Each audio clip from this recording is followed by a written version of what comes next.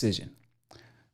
To the right, in the red corner, is no other than Akhi, whatever you want to call him. To my left is the one and only.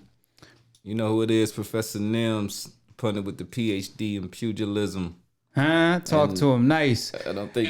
And I think we are live, so turn it down a little bit. So...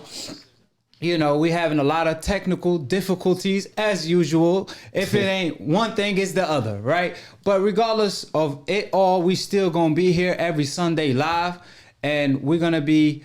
The more we get used to it, the more we improve. We definitely will have a set time, which will be around 5 p.m. So that being said, once we get this good producer, on the show, because it's a hustle right now. This is really a two-man operation, and it is we holding on by strings. But like I say, when you got tenacity, ingenuity, like drive, you can still make things happen. Passion and all that. Obviously, I want to welcome all the people in the chat that's being loyal with the Akhi. I appreciate every single one of y'all. Loyalty over everything at the end of the day, right? I want to welcome y'all to the Akhi University of Boxing, where all the casual fans could tune in for free. All they have to do is subscribe below if they're trying to get smarter by the minute. If they're trying to get dumber by the second, don't listen to these casual fans, or decafs, I should say, /O media. Obviously, if you want to be part of the Split Decision, the box debate and show, click on the notification bell to get notified every time we post on live during Split Decision. That being said, we want to give a shout out to Rap Critic, whatnot. Salute. I think he threw a super chat, and we ain't even started. Off love. That's my man, Rap Critic, all day. He a regular on the show. He and Akhi for sure. And of course, you know, we offer the book of the truth in Split Decision. So if you read the book, that's exactly what you get. It's Split Decision. Obviously, if y'all tune in and be a student, regardless of your knowledge of boxing or not, at the end of the Split Decision of every year, you could possibly graduate and become a hardcore boxing fan. So Professor Nim, obviously a professor with a PhD that teach in Split Decision for free. You know what I mean? So it's all love at the end of the day. Yeah, but we trying to get money though, so we are. Hey, well, shit, guys like Rap Critic, you know, who needs haters? You know what I'm saying? So appreciate to Rap Critic and everybody in the chat. When we get a host, she will definitely keep up the flow of the show better. Obviously, every topic is gonna be equivalent of every round. So when we start the round, it's like we basically start a new topic. So round one begin, and obviously we have to start with your boy. Man, Rosario, he came out of nowhere. He was a 30-1 underdog. And some way, somehow, he pulled off the upset of the year, candidate of upset of the year. And the year just got started. So happy new year, first of all. Absolutely. So, man, how you feel about your boy Rosario that came and took the, the straps and put it around his waist? Unexpectedly, I mean, J-Rock is my guy. I'm not gonna lie, it hurt me. You know, just watching the fight. It did. You know, it was painful to watch. The cut kind of caused him. It panicked him a little bit, and he started getting battered.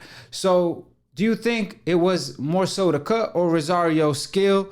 Obviously, he was an unknown fighter from the Dominican Republic, but didn't he represent today? I mean, he sure put on a show last night. So how you feel about the whole fight? Yeah. Shout out to Jason Rosario. He put in, for him a fight of a lifetime moment. But I was also, so it was a couple of things about that fight. For one, I went back and looked, and it was true. So like J-Rock, he was like negative 3,000 to 1 essentially odds, meaning that to get $100, bet on him, you had to bet 3,000, and then to bet on Rosario, he was like negative or plus 800. So $100 bet would basically profit you 800.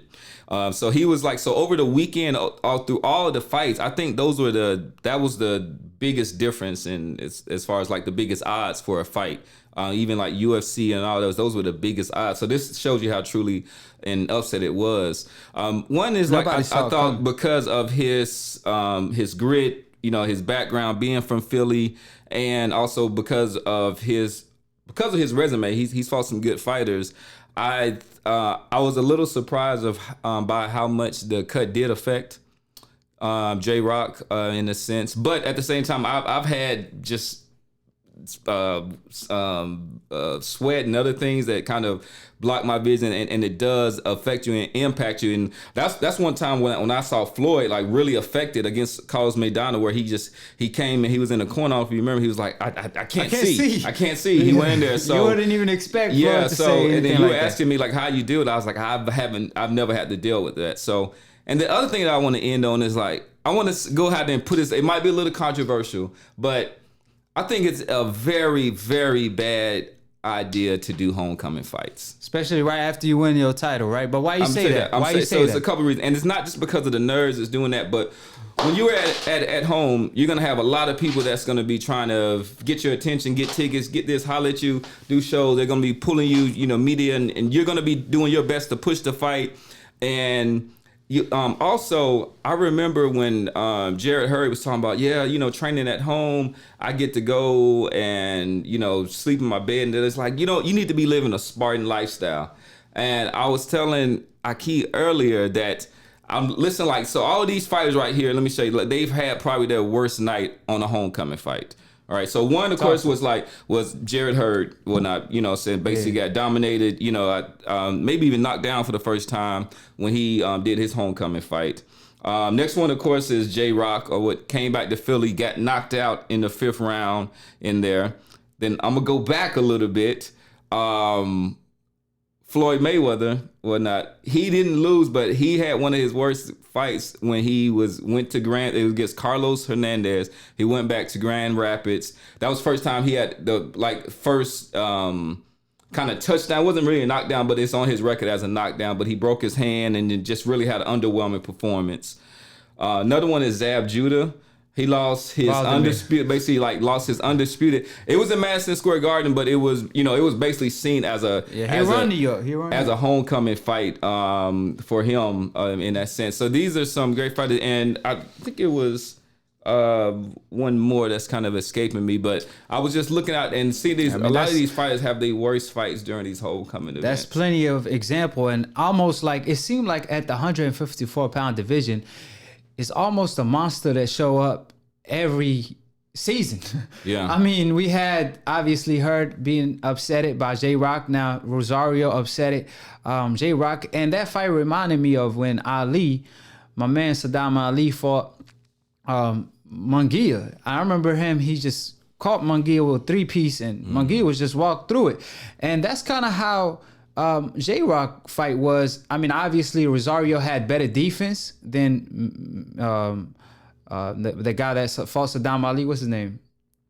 Munguia. He had better defense than him, and you could tell he a better fighter. But it just showed he just walked through Hurd, and he took this fight seriously. Matter of fact, J-Rock actually requested this opponent. He said, it was an opponent that was supposed to spar him back in the day. He was like, hell no, because that could be my opponent in the future.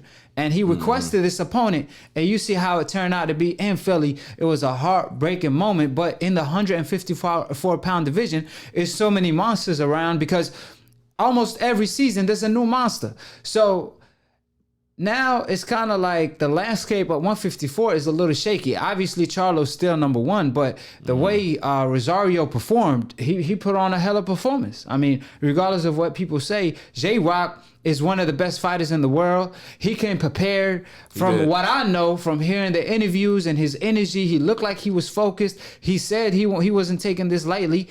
But like I said, after the cut, if y'all watch my, I'm not sure if you watched the post-fight video I made when I reported on the fight, I basically stated right after he got cut, he was doing beautiful. He was catching him with right hands, jab. J-Rock was doing well. Matter of fact, he was doing great. And then as soon as he got cut, he just started getting battered. And that same round, he got hurt. And that's when I was like, man, if he keep getting hit like that, that's all she wrote. It ain't even a chin issue. It was the fact that he couldn't see punches coming. And obviously, I'm not trying to make excuses for him, but when you don't see punches coming and you get hit flush, bruh, that's all she wrote. Yeah. So Do you see like a rematch? Is there a rematch clause? Because I'm not too sure if Rosario is a replace opponent or if he's a mandatory. Because this was supposed to be Hurd versus J-Rock, and then the winner of that was supposed to fight Charlo. So what's up? Is it is it a mandatory or is it well, I think he a replacement was, opponent? Yeah, well, I think he was handpicked though in a sense, but I don't think it was anything that one of the sanctioned bodies kind of said like, hey, you have to kind of fight this guy necessarily. I'm guessing, but I'm thinking that it was a homecoming fight. He took somebody who he felt was credible. But from his words, he seemed to say that he had a rematch clause in the contract that he wanted to exercise. J-Rock said that? J-Rock, yeah. So from his words, but I'm not sure if he necessarily wants to do that and go right back into there. But I know somebody who is chomping at the bit right now. Charlo. Which we're going to talk about, and that's obviously the next topic, the next round. Exactly. So, and real quick, we want to give just a little quick explanation and everything. We're not trying to, this is not an official sponsor just yet. I don't know if you can see there, but we as a way to try to keep the show moving along, kind of expedite some kind of topics. We have a 10-minute time limit that we'll do. You know what I'm saying? For every topic. So if we exceed the time limit, we have to add like a bonus round or a bonus minutes, and obviously that stands for not being saved by the bell. So that's how we're gonna flow it, and obviously like I said, we're gonna take calls. It's gonna be 2-minute limit per person because we're trying to get the flow of the show. And more importantly, if y'all have any question, all you have to do is drop a super chat and we will definitely talk about it. It could be for a penny or so, and we definitely talk about it because like I said, it's hard to keep up with all the comments because we just started the show. We like 18 episodes in, and obviously it's every week, every Sunday, one time a week, and we don't have a producer yet, nor a host, which that's things we will accomplish in 2020. Obviously, we hit 10K on Akhi TV. I appreciate all my Akhis. Man, we so packed, we so together, we could pack up a stadium. So that being said, I appreciate every single one of y'all. All right, now, so on to the next round. Next round. First of all, if you want to drop some of the comments, that they throwing, you could do that. But let me just go ahead and mention the next round, which is J-Rock stated, "I've been here before. I will bounce back even better." So hopefully he can. Obviously, he did it before. It was when he got knocked out by Jamal Charlo. It was a minor setback for a major comeback because he came back and won 2 straps. Hopefully he could do it again. And obviously a loss don't define you, because part of being a real champion is how you bounce back from a loss. So absolutely. The next the topic or round, I should say, is Jamal Charlo reaction. He stated, "On hold again, Lions want all the belts. No way either one of these 154 will be able to take this lion power." Then Errol Spence came out after that and stated, and that was his reaction. Errol Spence stated, "A lot of expectations fighting at home. J-Rock will bounce back. Dude can fight. Rosario was strong and sharp." So what you think about both of them comments? The fact that Charlo stated that the fight or the unification is on hold suggests that there is a rematch clause and that J-Rock is for real. He's not going out like that. So what do you think about those comments, or 3 comments in particular that I just mentioned? So one thing that I want to say, I like the fact that Charlo is, making sure he's putting his name out there and just like letting them know that I'm coming for all the belts at 154. And I think that he is in a really good position to do that. It's a couple of things. So if you think about Charlo, I don't know, I think I've been pretty objective in my criticism of him. But if you look at all of the top contenders in 154, he's, I think, easily taken the least amount of punishment. Like, these guys been through some dog fights. If you think about Hurd and even Williams, he's been knocked out twice, and even so they've been through some tough fights. And like, we're not even getting to people like Lara and Munguia, ended up moving up. But I think that he's in a position to really be the man at this to at this division, kind of like clean to get all the belts. I think that's a good thing for him that could hopefully get him towards superstar status at that point. But so I like that him putting his name out there, but I would like to see him at least attempt to clean out that division. Like that's something that we're missing. And then to the second point, I think Spence is correct. He said there's a lot of pressure and other things that you have to deal with. I don't think that he looked to be in great shape. His mindset was there as far as... What you think about the comments? Mike Golder, or MOKQ9, he said J-Rock need to adjust to the right hand. No defense on the left side. What do you think about that particular statement? Because part of it was he was the cut was on his left side because he was getting battered with everything. So it ain't the right hand. I think that he came out and won clearly won the first round, and he got cut in the second round. Now listen, like you have to give your opponent credit for doing that because you are out there to damage your opponent, but it's hard to adjust when you can't see. I remember I almost got dropped by a punch that I couldn't see, and the guy wasn't necessarily that devastating of a puncher, and I usually have pretty good defense. I just couldn't see, so I'm sitting there squinting and trying to do that. Yeah, the punch in boxing that usually hurt you the most is the punch that you don't see. So obviously, I co-sign Errol Spence. J-Rock could bounce back for sure. He showed that he could do it before. He showed he could do it one time. I'm pretty sure he could do it 2 times. And obviously, Charlo, in my opinion, he the face of the division. He the one that's consistently, put on impressive performance. I mean, both of the Charlo brothers really because, they proved themselves time and time again. Jermell Charlo obviously knocked out Lubin in a fashion that was like, whoa. And you got to keep in mind, Lubin is one of the fighters that people thought that was the next big thing. So, again, Charlo is proven at this division, but these setbacks, his first tough fight with Tony that people thought he won and he got robbed and et cetera, et cetera. Now, the Herd, he was supposed to fight Herd for a mega fight and he got upset by J-Rock. He was supposed to fight Lara at one point. Now, he was supposed to fight J-Rock and he got upset. So, it's almost like a monster that shows up every season, like I said.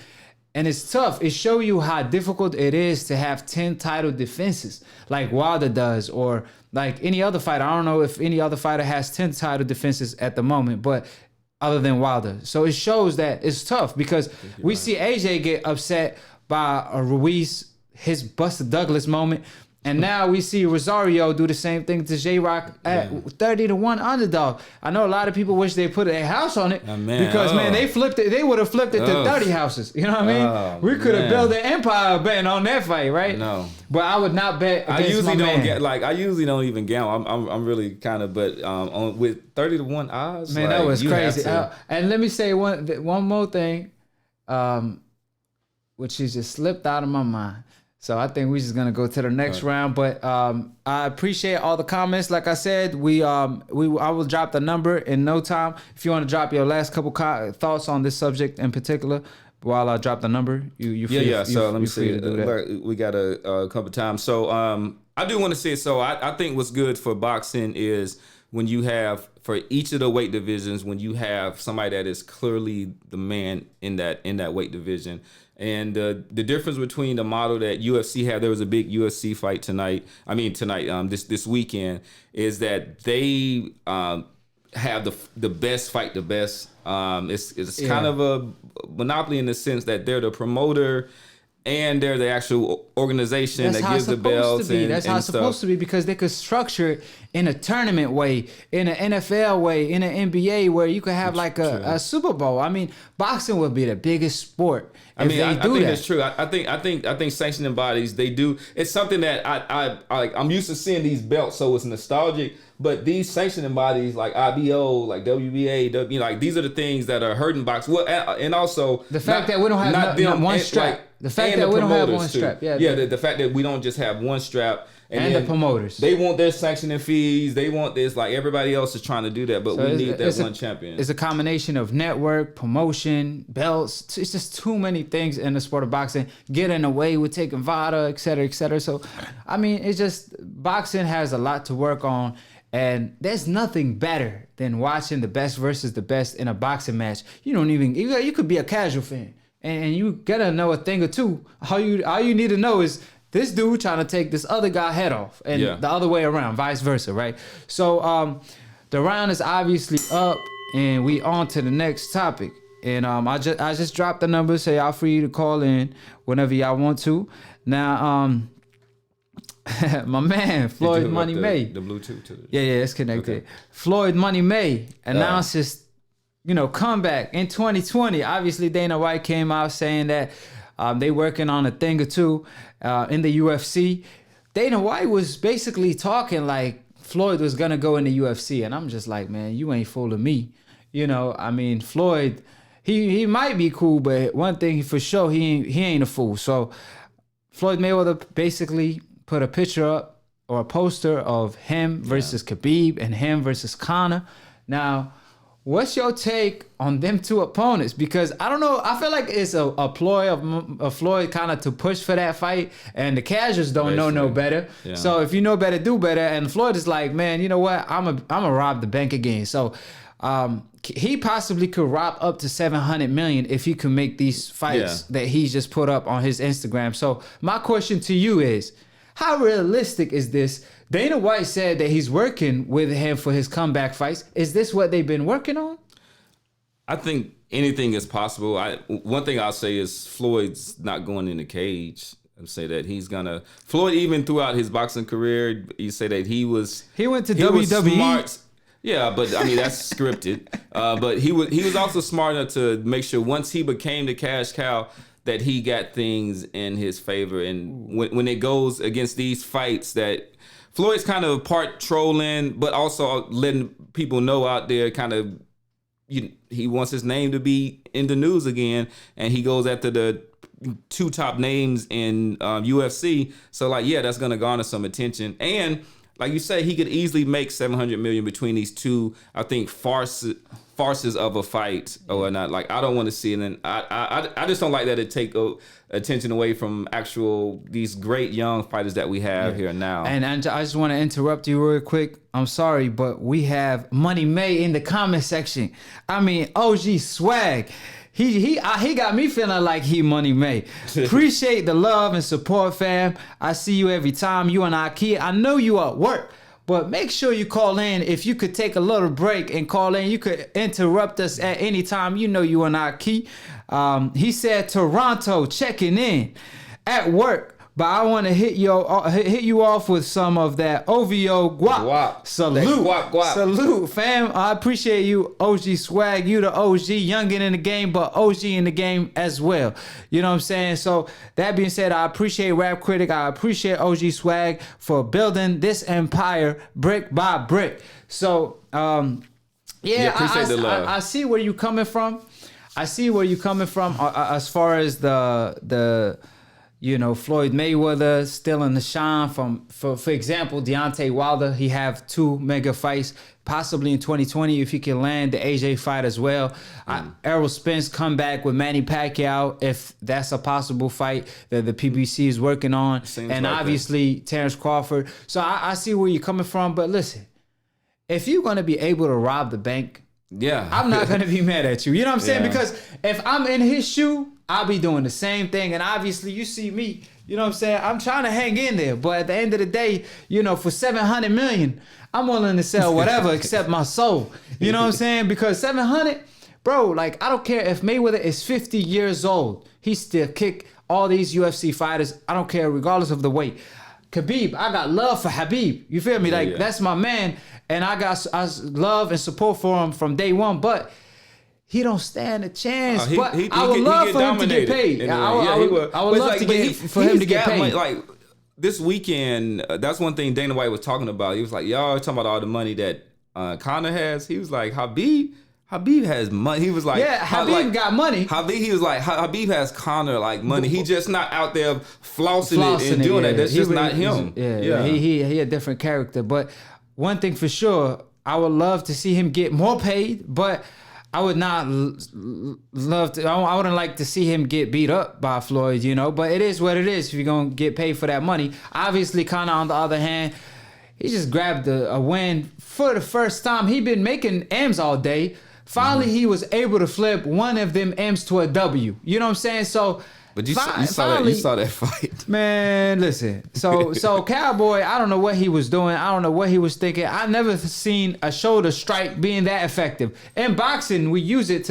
in the inside to create distance. Yeah. And create distance. And you know, you could leverage a right hand off that. But I mean, to actually have it damaged in that fashion, that was kind of pretty to see the art of striking in the UFC. But Cowboy, like you said, he freezes every time. Every time he steps up. Freezes, yeah, and we won't spend too much time on it, but it was just that's Cowboy's MO. If y'all don't watch him in MMA, is anytime he gets to the big, and he usually gets finished in the first round. He just like the nerves get to him. They say he's a slow starter, but So when will Floyd Mayweather be too old to make a comeback against the UFC fighter, not against the boxer? I'm just saying against the UFC fighter. Like he's gonna keep doing it if the public is gonna still not educate themselves enough to know when something's more of a spectacle and instead of an athletic event in there. So I don't want to be. What I'm gonna say, man. This is a black man that's making a lot of money that he should. When a lot of this money went to these white promoters or whoever was taking the money, even the black promoters. Don King robbed a lot of people. So I'm happy about that business kind of acumen. But as a fanatic of boxing, in the sense, I don't want these to be I don't want all the spotlight to be on these because people are going to think that's what our sport is, and it's that is not the height of our competition. And see, one thing for sure, Mayweather could be 50 years old and still be kicking ass. I mean, he the most famous UFC star. He don't even fight in UFC, and he the biggest one. And like you said, people might watch Floyd Mayweather versus Conor McGregor, and they think that's the highest level. They don't know Floyd Mayweather, 40 years old, toying with this kid, just robbing the bank. Robbing. Like, man, Mayweather wasn't at one point, point during, you remember when they had the press conference in New York, man, Floyd Mayweather zoned out. He was doing the trash talk with Conor McGregor. He zoned out, and he was like, he told the fans, man, I love y'all. I love y'all for I keep taking y'all money or something like that. I was like, this dude just told on himself. He was just like, and he just show you. And Floyd kind of caught himself after that. He was like, man, what the hell am I saying? Like, he kind of caught himself, but it just shows like Floyd Mayweather just stealing and robbing. I mean, obviously he earned his spot through hard work and dedication for 20 years. So I could never say he's stealing people money or whatever. If you're dumb enough to pay for a fight, then it is what it is. Hey, my whole family watched it, him versus Conor McGregor. So I can't say a thing about that. I said, he just robbed the bank. I actually remember when he said that. But I what think he say exactly? I forgot. I can't say it verbatim, but part of it goes with his persona of he is the heel. He is the bad guy. He's doing this, so he'll say like, y'all might not love me, but you're like, I bet y'all pay to see me fight, even if it's to pay to see me lose. You're gonna pay to see me fight. Yeah, he said I keep taking y'all money or something like that. Now Khabib came out. Obviously, the round is over, and next topic, Khabib was like he want $100 million for a Conor rematch. He said he's gonna have Conor begging for a fight, and that's exactly what Conor is doing. He's begging for another ass whooping. And what do you think about his comment wanting $100 million? Because he said, if this is the biggest UFC fight of all time, because our first fight was the biggest, now this rematch is about to be bigger, then I should get paid $100 million. What do you think about those comments in particular? Because he felt like he the Mayweather of the UFC with his record, and he planning on retiring 30-0 after fighting Tony and maybe a Conor after that, or somebody else at 170 and win a title and call it a day. So what you think about those comments? So I actually like it from Khabib in the sense that Conor is the person that has the kind of most, like he usually chooses you to fight, and then to see him not have that power, and then for Khabib, who's somebody who is I mean, trust me, like this is a dangerous guy, and then he can sometimes flip off it, but for the most part, he's a very kind of humble person, like the way he kind of carries himself. So to see him have this kind of power where money is not his driving motivation, like his motivation is not his number one, and then so Conor can't use that to control his opponent. So I love to see that, out of him. So, it's his terms. He's just saying like, I really don't want to, fight you. I felt like I dominated you, but hey, you want to fight me? Show me $100 million, and we can talk. $100 million. I think he deserves. I think he deserved it. I think he's the biggest star in the UFC. I mean, if you whip Conor the way he did, I mean, he humbled him. His energy was different throughout this whole build-up. Conor was this humble guy with this cowboy personality and trying to act like he was a respectful person and this and that. And it just show you how much he humbled Conor. I mean, who would have ever thought Conor would be this humble? I mean, this guy was just acting like he the nicest person in the world compared to how he used to act. So Khabib definitely humbled him. I mean, he whooped him and his whole team. So obviously, it's like he clowning Conor when he told him, I'm gonna make you beg for it, because ain't nobody in the world, even a baby inside of his mama's stomach, know Khabib is not scared of Conor. So when Conor goes around claiming Khabib is scared of him, he don't want to see him again and this and that, like Conor, like people know you just clowning, bro. So that's why Khabib at this point, he's such an ace side, because Conor knows, I mean, Khabib knows Conor will, that will follow Conor to the grave. That pain that he lost that night after talking all that ish. Even Dana White came out saying this press conference was the most evil press conference I ever dealt with. So you just, just to let y'all know what kind of energy there was. And then we don't want to stay too long, but if it's a fight of this magnitude with Conor McGregor, we do it because it's something that transcends the sports, and these are related in a sense. But to our truths, y'all know where our heart lay at. It's with this pugilism. Next round, obviously, PBC is looking to make the mega fight between Pacquiao and the one and only Errol Spence. True. So PBC basically stated that it makes sense for Manny Pacquiao to take this fight now. Obviously they're working on it. Nothing is official, but both fighters don't have an opponent. Both fighters could fight Danny Garcia if they uninterested in each other. More so Manny Pacquiao and also Errol Spence if he's not the same yet. So PBC came out stating that they basically offering Pacquiao the fight, see where his head is at, and it makes sense for Pacquiao to take the fight. So if this fight take place, it's gonna take place in May or late April. If it does that mean Errol Spence just won the lotto and is about to turn to Money May, his own version of Money May? Because obviously, remember, Pretty Boy beat Oscar, became Money May. Can Errol Spence beat Pacquiao and be the superstar? Does he have the X factor to be that? I think that he does have the it factor. I don't think that he's reached that stage just yet. And the part of it is because of two things. So when Oscar De La Hoya was the cash cow in there, he was still easily pulling in 1.5, sometimes 2 million against Floyd, like Oscar De La Hoya, like his pay-per-view. Oh, yeah, he only pulled it one time with Floyd though. Like that was his highest. Like he usually do. Oscar was only he did half a million and stuff. Like I think he usually he did against.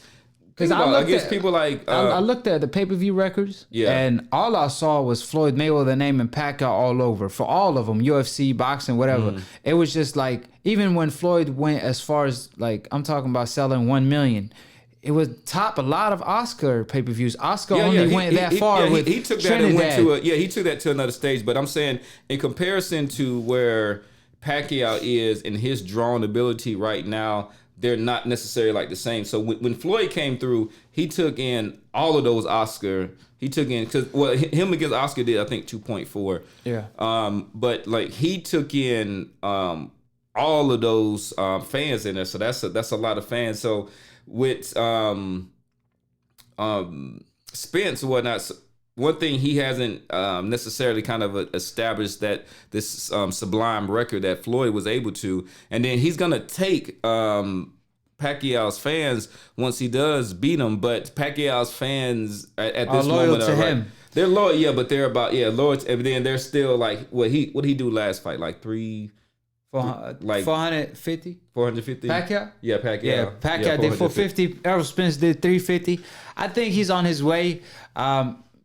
You have to have the air factor to be a superstar. you could be a star in the sport. I believe Terrence Crawford is a star in the sport of boxing. Just the fact that he has the highest numbers on network television on ESPN almost every year, right? Sugar Shane Mosley, for example, when he beat Oscar De La Hoya, he beat a more prime version Oscar De La Hoya. Yeah. And he moved up 2 weight divisions. But after that he win, didn't blow up after that. Yeah, he didn't blow up because he doesn't have the it factor. He a nice guy. That's why people tell Terrence Crawford to talk ish. But I believe Errol Spence has that Sugar Ray Leonard in him. That's his favorite fighter. But that's also a fighter that he has some, I don't know, I'm not saying stylistic wise. I'm talking about his appeal, the way he grabs people. Manny Pacquiao the same way. He's a nice guy, but he just attract people.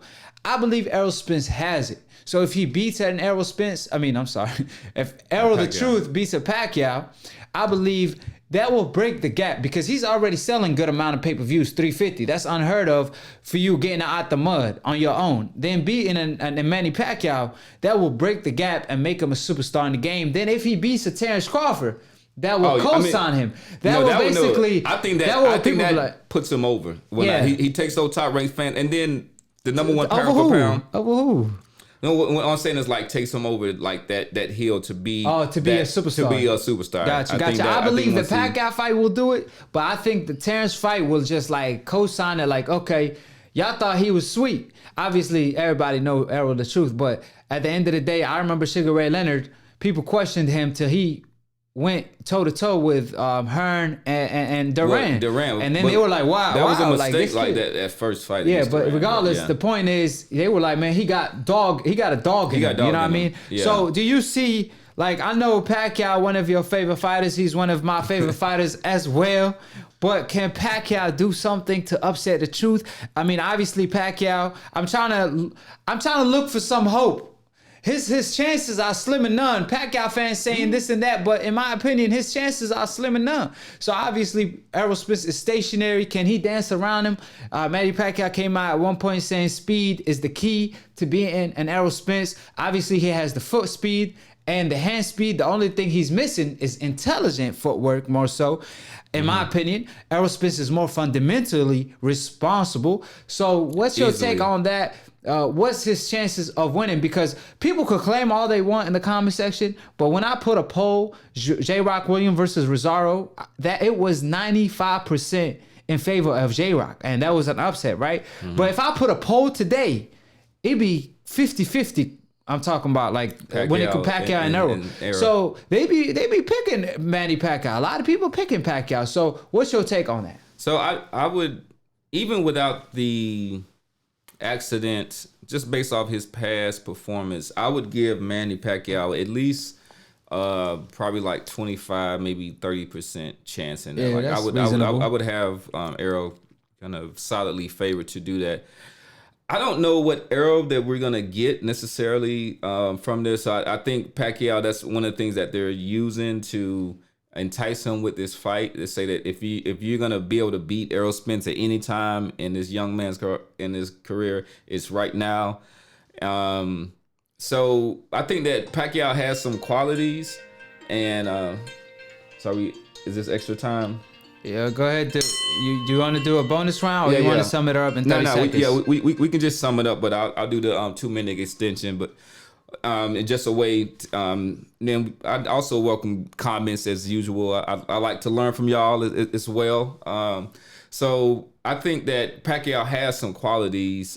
He does have good footwork. It's not necessarily as sophisticated and intelligent as like a Floyd Mayweather's, so to speak. But he is quick, fast, and he can get himself into certain positions. I think he'll have the hand speed advantage and the foot speed advantage. I think Errol would easily have the strength advantage, power, youth, stamina, and also boxing IQ. I think he has those qualities. So I think all of those things take him over. I don't think he'll necessarily stop Pacquiao, but I think he'll solidly beat him. I think he could probably punish Pacquiao to get him to stop. I just want to give and clarify that Tim Smith is the person that was speaking for PBC. He represents PBC. His name is Tim Smith. Okay. So just to let that be cleared. Well, we got a caller or something? Oh. I thought I heard a caller on your phone. Oh yeah, nah, that's your ringtone. But PBC also came out, and Tim Smith, that represented PBC, stated that Terrence Crawford fight is also possible. But if they want to make that fight as soon as possible, then ESPN need to do what they did for Tyson Fury, is promote Terrence the Bud Crawford how he's supposed to be promoted since he pound for pound number one. Tim Smith, that represented PBC, basically stated that, you know, Top Rank and ESPN basically are not doing their job, and they're looking for the PBC to do their job for them. Because if they want to promote the fight, they should be, if they want to promote the fight how they supposed to, then obviously, hold on, we got a caller that threw me off a little bit. Let me answer the call before I finish my point. But let me connect it to the studio. But like I said, they're looking to let them do the job for them. So that's what their point mainly was. However, let me pick up the call. Akhi. What's goody? How you doing, fam? Oh, I'm doing great, man. How about you and Mr. Dance? We feeling good. How you feeling? Oh, I'm feeling great, man. That was a beautiful night of boxing once again. I know that everybody was going for J-Rock, but I'm going to be honest with you. I was going with Mr. Banana. Rosario. With Mr. Banana. Rosario. Yeah. Yeah. So you gonna tell me you was one of them 5% that voted for Rosario, No, huh? I thought that J-Rock was going to win, but I was going for Banana, and I told Champside this the other day. I told him that that Rosario has a puncher's chance. If he could hit him, if he was able to connect, I said I think that he would win. But if J-Rock was going to box him, then I thought that J-Rock was going to win. So but now looking at the fight, and how everything went, J-Rock proved me right. And people, I know I'm gonna hit some nerves with this, but I think that people overhyped Julian J-Rock Williams. I think that Julian J-Rock Williams is a good fighter, but I don't think he's a great fighter, and I'm gonna tell you why. For one, whenever you watch him throw a punch, he always throws with the same speed.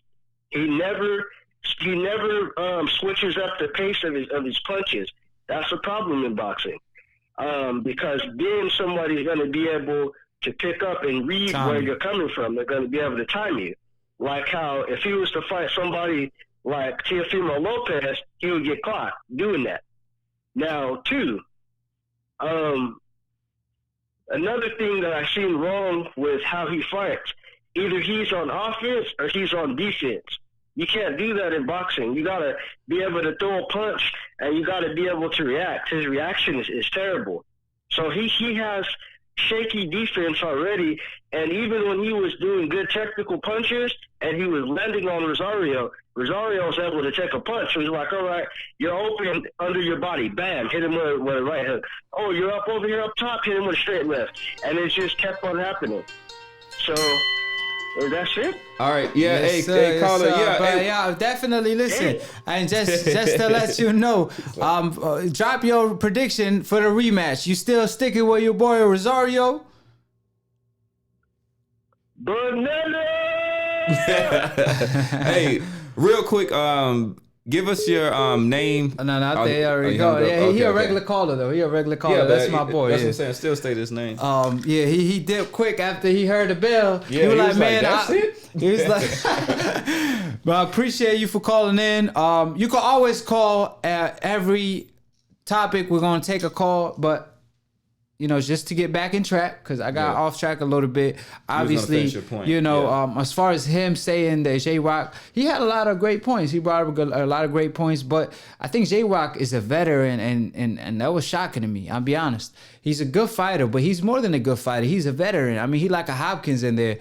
He very schooled. That's what I mean when I say he's a Hopkins in there. So that shocked me. It took me by surprise. I'm not gonna front. So. That being said, Tim Smith told PBC, or he was speaking for PBC, and stated that ESPN need to promote Terrence Crawford like they did for Tyson Fury if they want to make the Errol Spence fight happen next.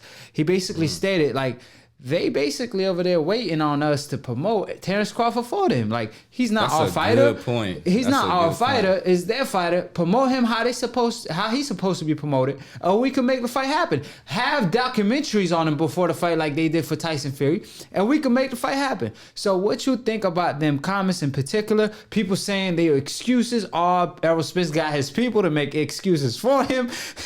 So, what do you say to those people? So I think he does have some good points about it. Even though isn't there a documentary out there about Bud? I'm pretty sure. I thought I saw one. I'm not sure if Top Rank Isn't there isn't ESPN, enough. Excuse me, put There it out isn't there. enough. But I'm kind of almost embarrassed and shocked by the way that they do not promote Terrence Crawford. His last fight against Mean Machine just kind of popped up on me in a sense, and that was a very competitive fight. I think a lot of people didn't know his opponent, but it doesn't matter if this guy is a number one pound for pound. He should be on there. He should be on ESPN. There should be little spots that they purchased for him. This is what a lot of people who even I consider the best boxer in the game right now. And he's basically being just overlooked. I mean, this low, like if you go talk to Bob Arum about Lomachenko, his face is gonna light up, and he's giving attention. And I'm just, but he's doing something right by Bud. Bud seems to have a lot of loyalty when it comes to Bob Arum. Yeah. So I don't know where that's stemming from. Yeah, I appreciate it for your take on it. We're gonna continue on it in a little bit, but for the moment, we got a caller. Stay where you calling from and who this is. Yo, my brother Akhi calling from the 252 North Carolina. Okay. What's up, fam? How you doing, Akhi? Kakalak. Alhamdulillah. Assalamu alaikum, brother. Wa alaikum assalam, Akhi. And I want to talk about who do you think would be a good opponent for Tevin Foreman next fight? Well, he got a good upcoming fight. He has a real good upcoming fight. But Tevin Farmer, I would love to see him versus Gary Russell. I mean, they're going back and forth. Gary Russell already stated and dissed Tevin Farmer. Tevin Farmer responded right back. So that's an easy fight to make. I mean, I believe my man even stated he's willing to move to 135. I'm not talking about Tevin Farmer. I'm talking about Gary Russell. So before you do, it's not smart to jump that far. So move up to 130, get a title shot against Tevin Farmer. And if you're successful and you look good, move up to 135. So what you think about that? What's your take? What fight you want to see against Tevin Farmer? I'm thinking Russell, man, because they talking smack. Both of them are good boxers, man, and both of them need a big fight. Because I think Tevin Foreman can be the elite, man. I really like his skill set. I like everything about his style. I just wonder why he don't get the promotion like some of these other fighters get. Yes, you know what they say, right? I'm not sure if y'all informed on this, but he stated that Tevin Farmer, when he was sparring Lomachenko, I'm talking about years back, when he just started winning, because obviously he was learning as he was going. That's why he has 4 losses. But he stated he was winning 5 rounds against Lomachenko. It was 7-5 during sparring, and that was not the best version of Tevin Farmer. That was him on his come up. So that being said, he is definitely elite. People just sleeping on him. He got all the skill in the world. He just doesn't have the pop. Like Gary Russell said, he don't have the FU on his punches. You know what I mean? So, so you favor Tevin Farmer, I'm assuming. Yeah, I favor Tevin Foreman, man. I just watch him all the time.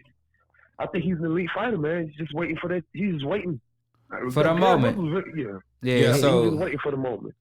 FYI, so he's fighting. He's fighting. It's actually a pretty good fight. I think Tevin Farmer should win it though. He's fighting against Gary Russell. Jojo. No, I'm saying his next fight is against Jojo Diaz. Yeah, you got him watching Jojo Diaz. Yeah, I'm watching that. Of course, I think I got him beating Joe Diaz. He should beat him. He should beat him. Jojo Diaz is a good fighter now, and Gary Russell was the first to take his O though. So appreciate you calling in from the 252, my town. Appreciate you all day, Akhi. You a brother, you already know. Assalamu alaikum. I see how you coming. Yeah, man. Thanks for the good question, man. Yeah, definitely appreciate that, man. Love the show. I love the movement, man. Thank you. Appreciate it, man. Appreciate it, Akhi, man. That's a brother right there. And shout out to Jewel Boxing. That's the man who called in earlier. I saw in the comment section. Appreciate it, Rap Critic.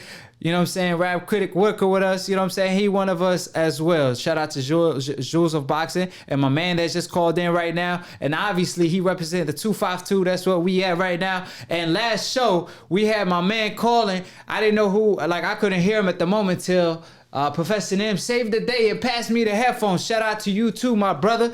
Appreciate the love and support. So I'm sorry to cut you off. What was you talking about? Where were you at? I think we were talking about ESPN and how they are not promoting Terrence Crawford. So we were talking about the zero promotion that Terrence was receiving up to his last fight till the week of. And then they threw it all at once. If I haven't booked my ticket to the fight and I see all this promotion, now that week I know he's fighting, I'm like, it's too late for me. Because not everybody's schedule is the same. So you're supposed to be promoting the fight really 2 months before the fight, at least. So what I'm saying is, he is not wrong. Tim Smith is absolutely correct. I know a lot of people say, oh, he making excuses. How come, Tyson Fury, with all that promotion, he sold 3,000 tickets, 1,000 ticket, whatever what it was saying at me. But that's not the point.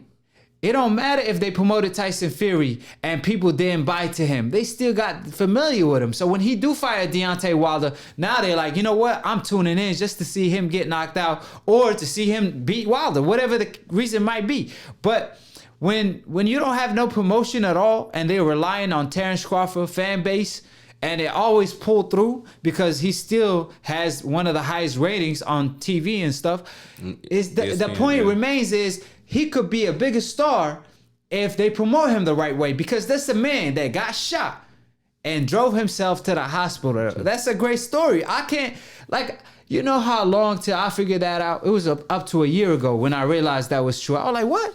He got shot in the head and drove himself to the hospital?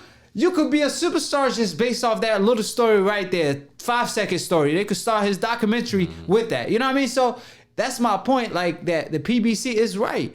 They relying on Errol Spence building his brand and that being a mega fight instead of building Terrence Bud Crawford and building Errol. And then when they clash, that's like Mayweather versus Pacquiao. Now it's going to be like Mayweather versus what? Ortiz or Conor?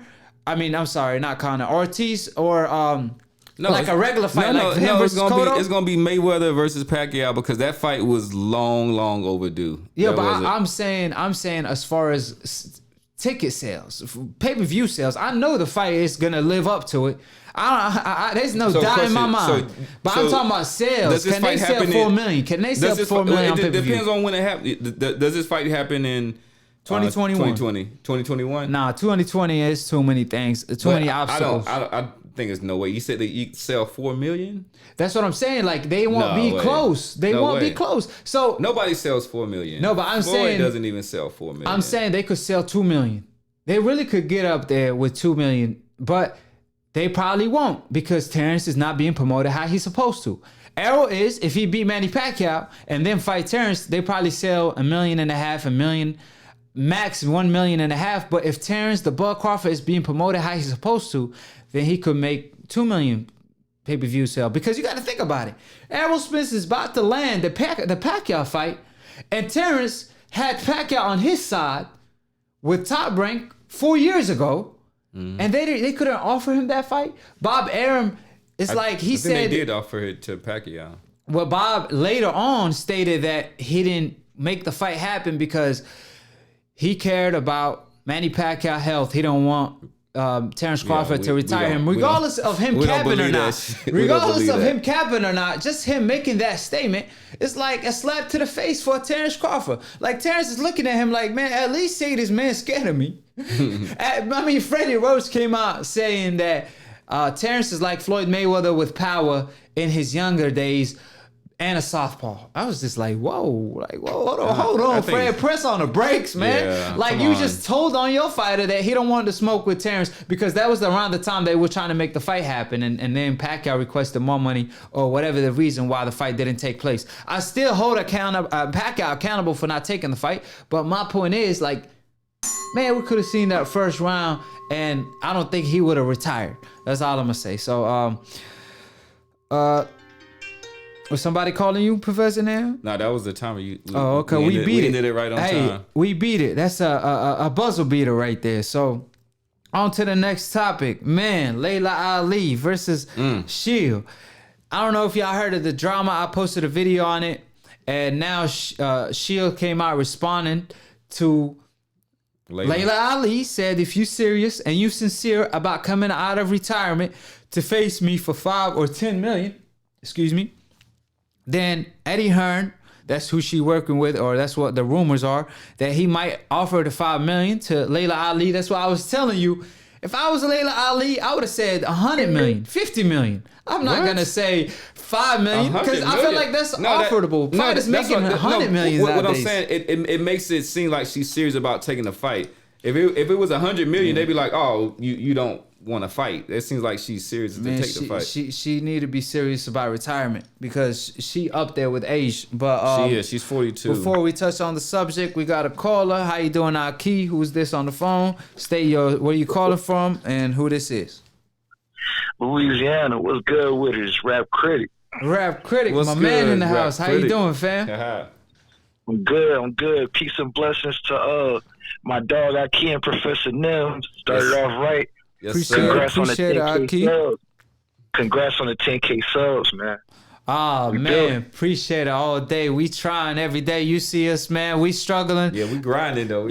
People don't know what we dealing with, and, before we start the show, but it's a lot of work. So I appreciate you, Rap Critic. And me and Rap Critic was chatting last night before I even got to see the fight. My man was fighting, and he kept me upgraded. If you want to touch on that fight for me, because obviously I didn't get to see the whole fight, so I really can't speak too much of it. So can you speak about that? Yeah, which one? The before the J-Rock fight, Corrales and Colbert. Yeah, Colbert. Yeah, I got you. It started out real quick. Like the first, I say round and a half, 2 rounds. Both fighters had quick hands, especially that boy Colbert, nasty dog. Yeah. Like that man didn't sit. Look, he stood the entire fight. He didn't sit in the corner not 1 second. And they had asked him in the post fight, like, what's up with that? He was like, I'm in shape. You know what I'm saying? Like, what I got to sit down for? But basically, man, he dominated for the most part. Until Corrales wanted to have like a hug fest, man. Like, damn, Huggy Bear. You know what I'm saying? He was trying to survive. But to give Corrales his credit, very, very crafty. I'm not gonna call him slick, but very crafty. It was some good engagements here and there, but that Philly crowd last night, they was out for blood. Like all they wanted to see was stoppages for whatever reason last night. So like it was a little. They got that. Yeah, they got that for sure. Yeah, at the end. Yeah, at the end. When we didn't want to see it, or at least when it was the other way around. I was hurt. You don't understand. Man, Rap Critic, got blood you don't and understand. They got blood and the stoppage. I'm gonna address it. But to finish out, he had a great performance. He had a good performance. I'm not gonna say great, but he had a very, very good performance. Colbert, and like I said, man, I could just tell, like in his confidence, like the way he, just the way he sets up. Very nasty, man. That kid nasty. And you could go ahead and now talk about your topic. I just had to get informed on that a little bit, and you already know you're a source I trust. So go ahead and talk about right. Split Decision episode 18. Lay it down, Rap Critic. Got you. Look, as far as the J-Rock thing, this is something that I caught. I haven't seen anybody say it. I've seen a couple people hint at it, but I haven't heard anybody say this. And it's just my perspective. But before I start, somebody need to fire Brian Kenny, man. That dude is garbage on the commentary. He's terrible. Terrible. Man. He's terrible. Brian Kenny. He's terrible. If somebody don't know what's going on, and it was to listen to him. Horrible. Oh my God. Look, horrible. Bro. Terrible. But J-Rock, basically, man. Bro, salute to Rosario. He came in strong, and that's what they were talking about last night. Very, very heavy-handed. But the thing that Lennox was mentioning was that Rosario had a 15-week fight camp. So that cat was ready, man. Yeah. And the thing that I noticed before I get into my point, at the end of every round, he wasn't looking around. He was focused. He was, you know what I'm saying? Like the end of every round. Yeah, it's a straight tunnel vision, bro. But the thing with it, in the second round, he hit J-Rock with a stiff jab, and what happened is he had a cut on his eyelid, and I had noticed he kept rubbing it, and after the second, his trainer Breadman was telling him, look, we got give us a round and a half, stick to the game plan, give us a round and a half. You know what I'm saying? We're gonna get you right on the cut. This is a fight though, baby. You know what I'm saying? Just stick to the game plan. And in my opinion, when he received that cut, he got anxious. You know what I'm saying? Like he got very, very anxious because I was watching his body language. He was breathing with his mouth open. Yeah. And it's no way he was gassed out by the fourth round. That anxiety, in my opinion, the anxiety crept up because he was so worried about the cut and trying to clear his vision. I'm not going to make no excuses. Like, he could see, but he kept rubbing his eye against the leather, you know, like with the leather of the glove. And I know, you know, that's only going to irritate it more and open it up more. But before I end, man, he got caught with a left hook. That's where he originally got hurt. That's what Professor Lynn said during the fight. That's crazy. Keep going. He got caught like they were in that engagement. Like basically what was going on, what y'all saw, they were in the engagement. It was going good because he was handling his, man. He was. But when he got caught, after he got caught with that left hook, that was all she wrote. Yeah. The uppercut from hell, that was just icing on the cake. Yeah, it was. That was the first time that I saw him hurt. I mean, because even though there was a punch earlier that you say that opened up the cut, I think the first time that I really see him having an effect on J-Rock was when he was landing those uppercuts. But I actually said the same thing, and we were talking about it earlier, and I think that's a good observation, is that I didn't think that he handled the cut well, and I was talking to him. I was saying that I was a little bit surprised because you would think with him coming from the Philly boxing gyms and just that background and stuff that you would, and because of the people that he's fought, that he would have a little bit more composure, but he did get anxious, and anxiety did creep in, and he, to me, I think that he kind of wilted a sense, because of absolutely, that. Yeah, he folded. Absolutely, but still salute to the brother because he didn't let that, you know what I'm saying? He didn't make an excuse out of that, and very, very humble, man. Like, super all humble. I can do is tip my hat off to J-Rock. He was smart. He got a rematch clause in there. Yeah. So, we're going to get it rolling. We're going to get it rolling. Hopefully, J-Rock could bounce back, but Rosario is a threat at the 154-pound division. And like I said, at 154 is almost... as a monster every new season, you know what I'm saying? Yeah, absolutely. So last thing, brothers, because there was some in the comments that I saw that I've been itching to address. I've been seeing it all over social media. I'm gonna say this and I'm gonna drop it. Floyd Mayweather is not hurting for no damn money, man. Oh yeah, Floyd Mayweather got it made, man. Nah, he's an action junkie, and his mentality is he's got the king of the ring. Bull on the hill, like whatever analogy you want to use, that's his mindset. He's got the same mindset as MJ, the same mindset as Kobe. He's not going to stop until somebody knocks him the fuck out. And I don't think it's going to happen, but he's not going to stop because he's a fiend for competition. You know what I'm saying? It's not about no money, man. He wants to fight, even though he ain't got nothing else to prove. I mean, he's got over 20-something championship bouts and defenses, but that's his mentality, man. Somebody's got to make me quit. And, salute to the brother. I love Floyd. If the man wants to come in and fight, no disrespect to Laila Ali, but he's no Laila Ali. You know what I'm saying? That man, I know he keeps himself in shape. You know what I'm saying? He'll be good to go. To all the haters that, you know what I'm saying, that talk shit on Floyd, the man dropped a post. He said, he made $500,000 for every jab, for every punch that he landed, man. So I just wanted to end it with that, man. You know what I'm saying? Put some respect on Floyd's name. All right. Appreciate you, Rap Appreciate Critic. The love, Rap Critic. All day. Appreciate it, man. All day, man. We're going to get it back in. Peace. Yes, sir. Peace. And just to touch on something he mentioned, because I always wanted to talk about it. My man he came through last night with the purple hair, purple gloves. So he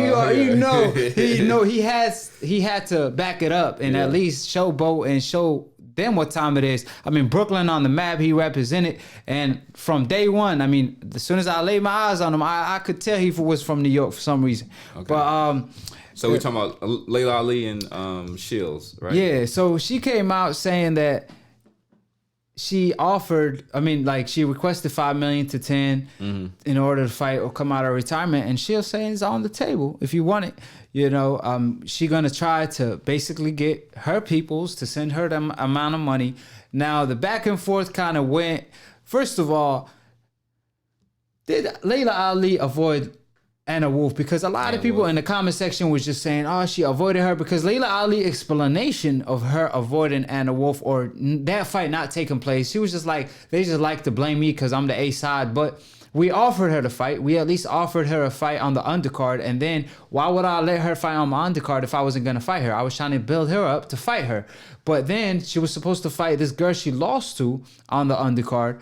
And she says, absolutely not. I want more money. And that's when she was like, you're not the A side. You can't be demanding that type of money or whatever. And there wasn't that much money for the female fighters at the time. So to you, is that a duck? Because to me, that don't sound like a duck if that's how it went down. Now, on the other hand, Anna Wolf did knock out that same woman that beat her.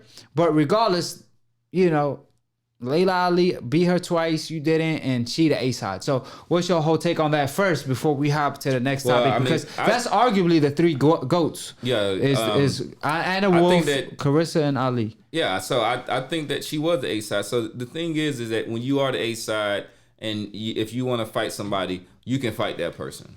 So when it comes down to it, and there's so that argument with, you know, that I had about Floyd not fighting Costa Zoo, and even with Canelo not fight. So if Canelo never fights Charlo or Andre or any of those, that, you know, and then he come back and be saying, well, I offered this and doing that, I'm gonna be like, no, you the A side. If you want to fight that person, you can make that fight happen. So to me, and some of my thoughts are like, yeah, I think part of it is just a little anger because we never got those two women in the ring when they were clearly like the best women. Is that what you're saying? I think that she could have made it happen. I think so. So. There's politics, there's egos, and all this are going there, but I think that she could have made the fight happen. First of all, I disagree 100%. Not on Laila Ali. Laila Ali, I don't think she avoided. I just think, hey, listen, Anna Wolf should have took the opportunity. She tried to leverage more, but she didn't have the leverage.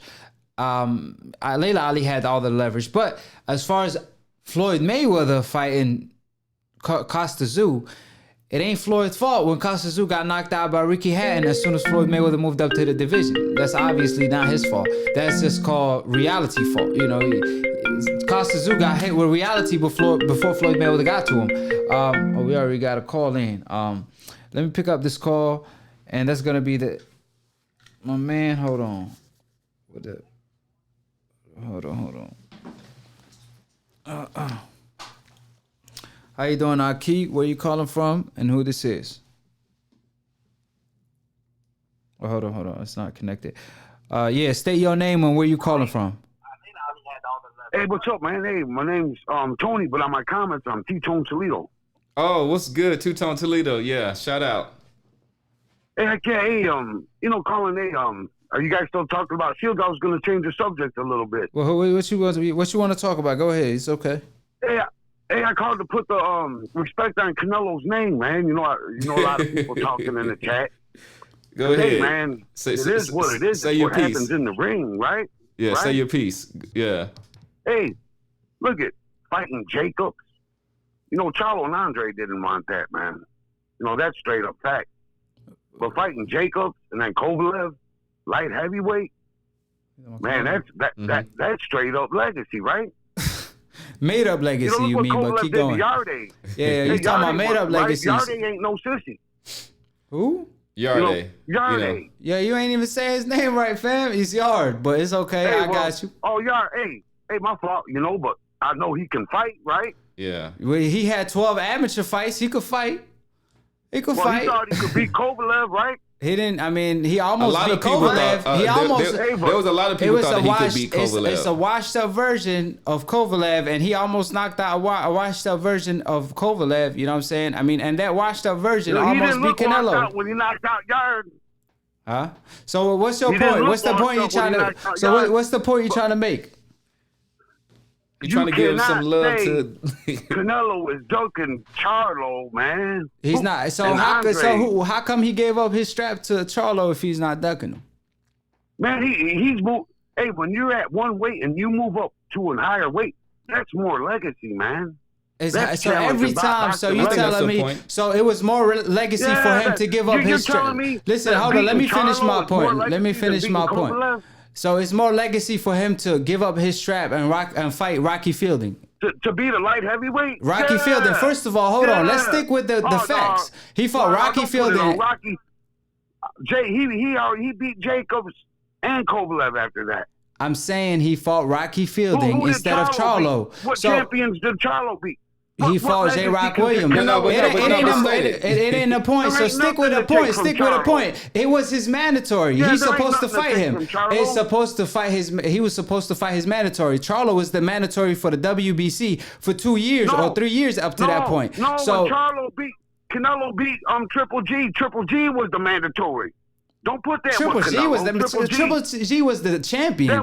You got to get your facts straight because you only get 3 strikes before you got to go. Listen. I'm not trying to cut you off. I don't want you to cut me off. But you get couple strikes. You already threw out false information. You said Gennady Golovkin was the mandatory. He was the champion, and Canelo beat him. I don't know what you're talking about. Charlo, then someone can have a case for Canelo, right? What? If Charlo can beat Andre, then he would have a case to say, "Hey, why would Canelo fight him next? Canelo is fighting Saunders, or he's looking to fight Saunders, a guy coming off his worst performance. So that's not true. Like you're not Canelo. You're not Canelo. Saunders or Charlo? What's more legacy? Saunders got caught with PEDs and ducked Andre. What's better? So Charlo. Of course. Yeah, so Charlo's it's Charlo more legacy. Charlo's more legacy. What do you think more legacy is? Charlo. Oh my God! Listen, Saunders just got with PEDs. Just got with PEDs. How you explain turning weight, man? Okay. Charlo go challenge 165. It is. Hey, you gotta go, fam. Anyways, good talking to you. Hey, but T-Tone, we got Benavidez waiting out there. Let me ask one more question because we got to get to the rest of our callers. But let me ask you one question. So, do you think that Canelo is going to fight Jermall Charlo sometime in the 2020 or 2021 year? Just honestly. I hope so. Well, keep hoping, brother. I'm hoping with you. I'm hoping with you. Hopefully he grows some cojones and fight him. Go up to could you see Charlo challenging light heavyweight? Hell yeah, he could knock the hell out of Kovalev. Kovalev can't beat nobody, but it's great talking to you, fam. I gotta let you go. We gotta keep the show rolling. Appreciate it. Yeah, we gotta go, fam. Appreciate the love. Anyways, the man said Gennady Golovkin was the mandatory. Like Gennady Golovkin was the champion, so you gotta come with facts. When you say something silly like that, talking about who Charlo fought, and you ain't justifying who the hell Rocky Fielding fought, you know what I'm saying? Like Charlo knocked out J-Rock. He was his mandatory for Canelo for like 2 years. He was supposed to fight Charlo, but Canelo said absolutely not. Gave up the strap and fought Rocky Fielding instead and all these other fighters. And now he's looking to fight Saunders. What Saunders do? Like I said last show, Saunders turned down a fight with Andre. And keep in mind, more so, he got busted for PEDs the first time they were supposed to fight. And then turned down that fight at 168. So what the hell did Saunders do? We all know it's just code words of they scared for Canelo to lose to my man Charlo. Is one comment, even though this is a super comment, but I thought it was a little clever. Yeah, what he said? From Tyler Perkins. He said Saunders versus Canelo equals PED champ. So you know what I'm saying? If you're trying to hang with the brothers, do what you got to do, right? So just to stick to the Laila Ali topic, like I said, Laila Ali, Anna Wolf, Claressa Shield are the 3 goats or goats. Yeah. I'm sorry, I'm pronouncing them wrong. I'm made up my own term, but no, because you were thinking about that guap. The guap, right?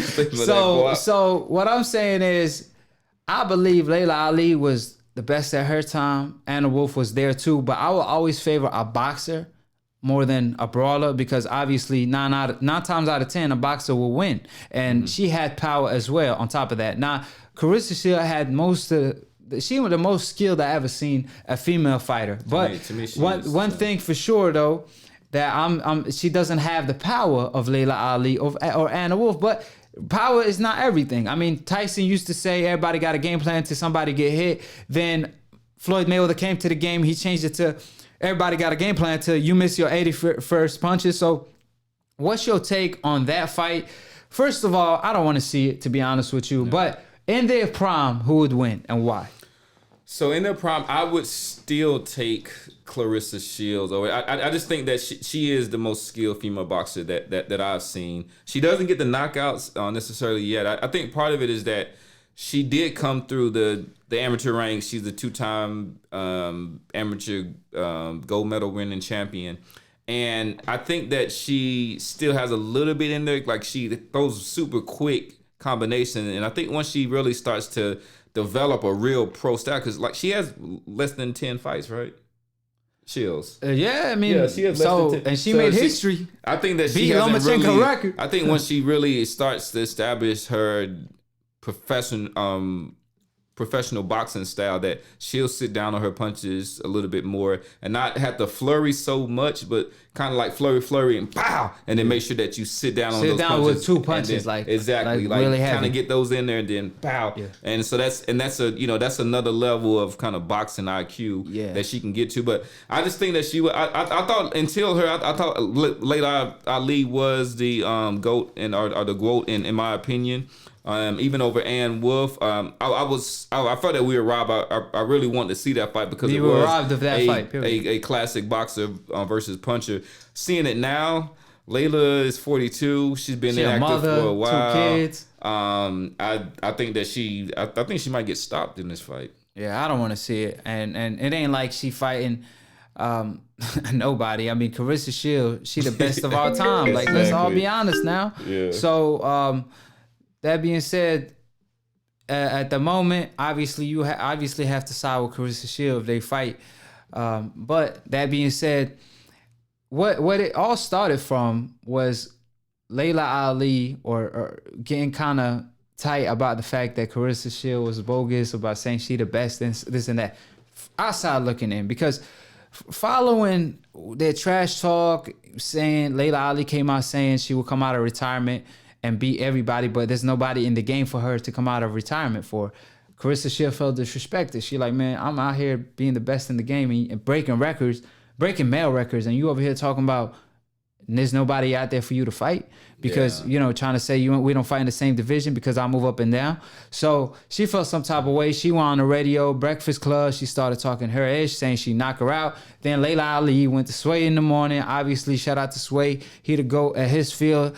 She explained everything. She said if she pays homage, she talking about Claressa Shield, if she pays homage instead of claiming she the best in that and this, I could probably teach her a thing or two about finishing her opponent. She was just taking shots. You know what I'm saying? She talking about like when somebody's trying to clinch you, you gotta, don't allow them to hold, create the space, and obviously dig down to the body or whatever, kind of like Errol Spence was, so on and so forth. So obviously not bad advice. Not bad. She was they were spitting jewels, but it's like you saying, they were trying to act like that. They would try to give each other credits, but they don't like each other at this point. Well, one thing is that I think there's a little bit of irony in her saying it because I think that he proved it, but it was one of the reasons that he was so revered. But her father, like Muhammad Ali, like he came out before he even, I think, was champion, right? He was kind of like, I must be the greatest. I must be the greatest, right? And then a lot of people were attracted, to him, even though he ended up becoming the greatest, particularly, especially like heavyweight. But he the greatest. If you think that a lot of people thought he was brash and kind of like, you're a little. And you know what's funny? And you know what's funny about you saying that? People was mad at him though. Yeah, they were like, "What? You ain't better than Joe Louis? Exactly. You crazy?" And then Ali was like, "Man, Joe Louis, he too slow." And he was trying to show him, do the Ali shuffle and all that. Then Mayweather came out saying he TBE. He obviously tried to switch it up, TMT, TBE, the best ever. People got mad at him, talking about, you ain't better than Ali. And then, of course, when you tell Floyd that he ain't better than somebody, then he started critiquing Ali. And that's when Tyson got mad at him, talking about you can't even walk alone. You talking about you better than Ali, this and that.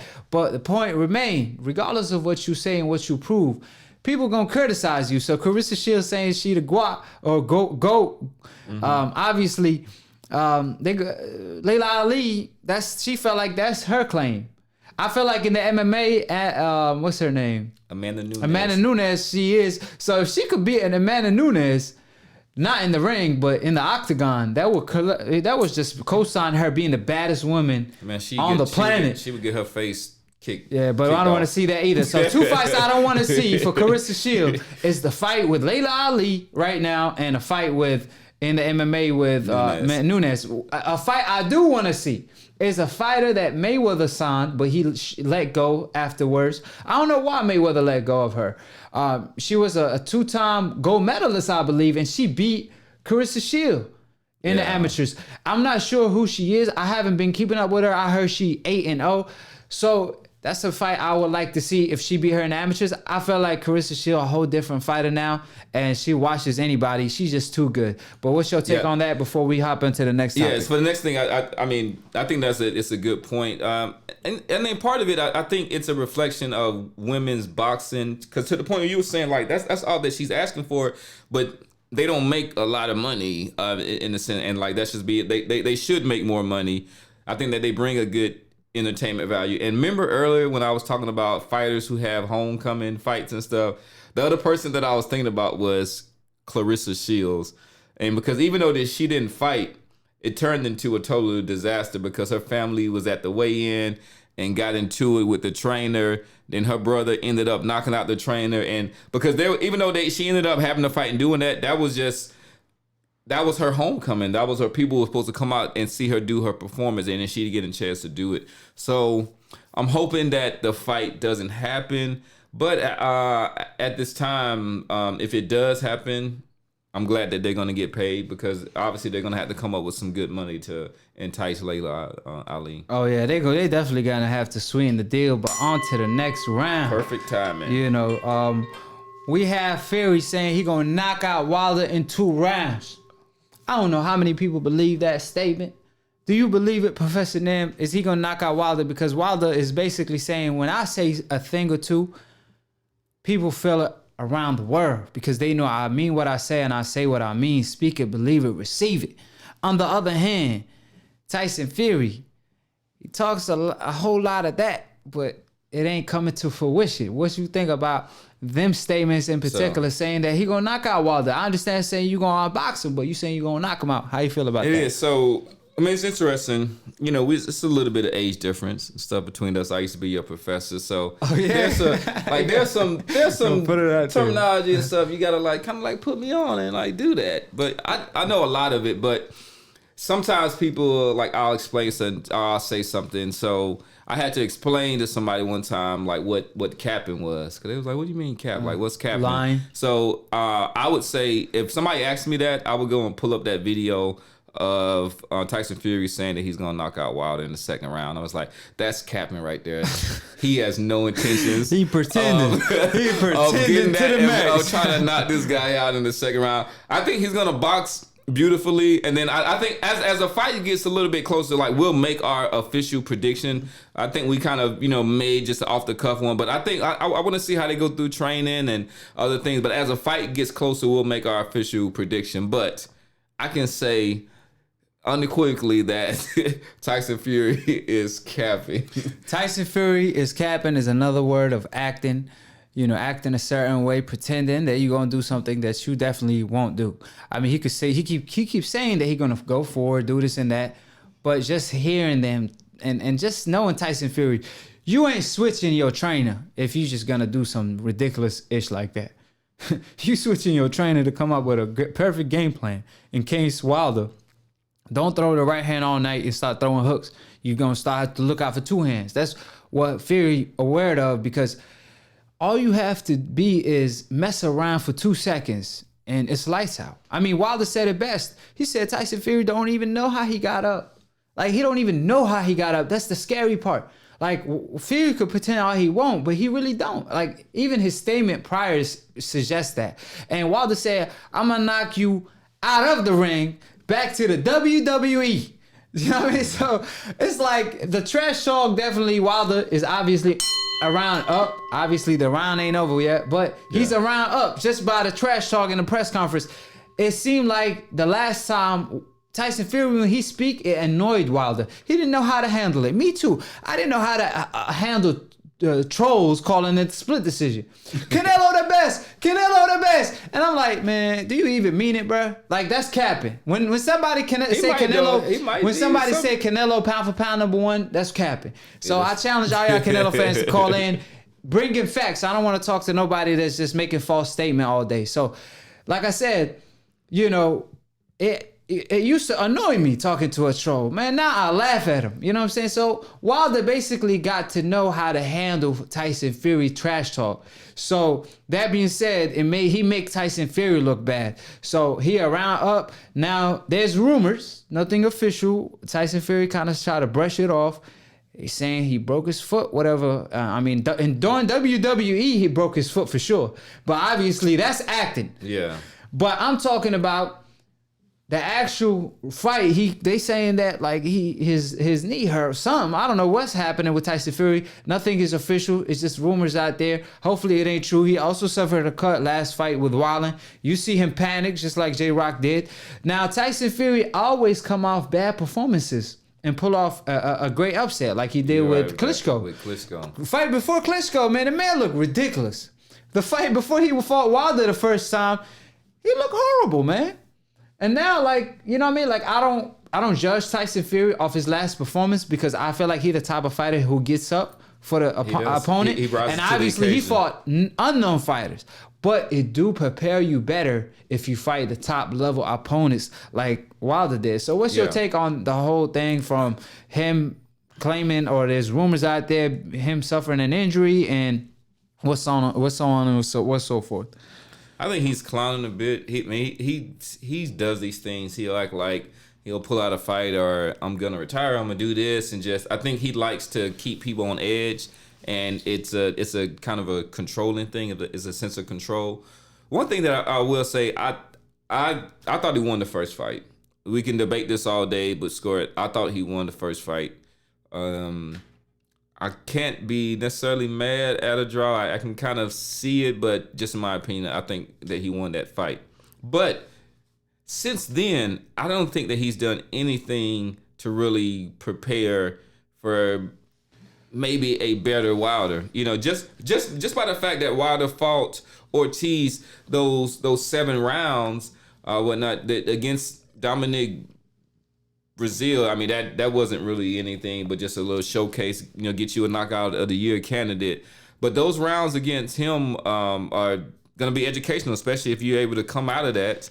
So, I don't know. That right hand is medicational, though. Yeah, I think right now we're going to hold off on our picks, but I just haven't seen. I wish Tyson Fury would have had some better opponents before going back in and fighting Wilder. He didn't want to. I felt like he was recovering from the first time Wilder slept him. Which might be smart. Which might be smart, but at the same time, I mean, you know, probably the smartest thing to do, right? But so that being said, the topic is over with. The round is over. Nobody was saved by the bell. And on to the next topic, my man Danny Garcia. Obviously, his next fight is against Pac-Man or Errol Spence if he wins this upcoming Saturday night.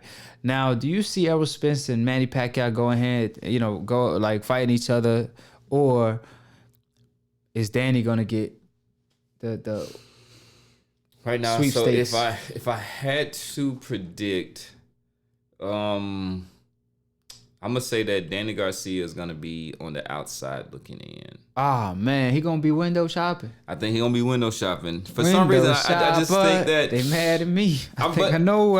I might be wrong in this sense, but there's a lot of things at play.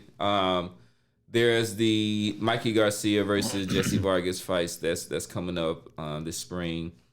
There's of course Danny Garcia's fight, and he has to get past this fight, which he should. But not only that, but kind of make a statement, make something that kind of gets the public salivating to see you fighting Manny Pacquiao.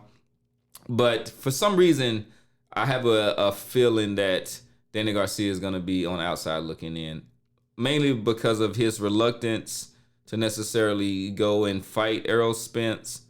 And then I think that Manny Pacquiao will just choose a different route for some reason. I got you. I agree with you. I think Manny, looking at Errol Spence coming off a car accident, there's a question mark. There's no telling if Errol Spence is back the same or not. He obviously the truth, but he looking to seek out the truth in Errol Spence right after the car accident, aftermath of that. So Manny will be wise to do so. On the other hand, Manny even looking to fight Conor McGregor. I don't know what's up with this Conor McGregor thing. I mean, Canelo want to fight UFC fighters instead of fighting boxers on one hand. Easy money. You know, Canelo over here want to fight UFC fighters instead of fighting Charlo and Andre to prove that he the number one. So, on the other hand, Manny Pacquiao, 41, he could do whatever he want.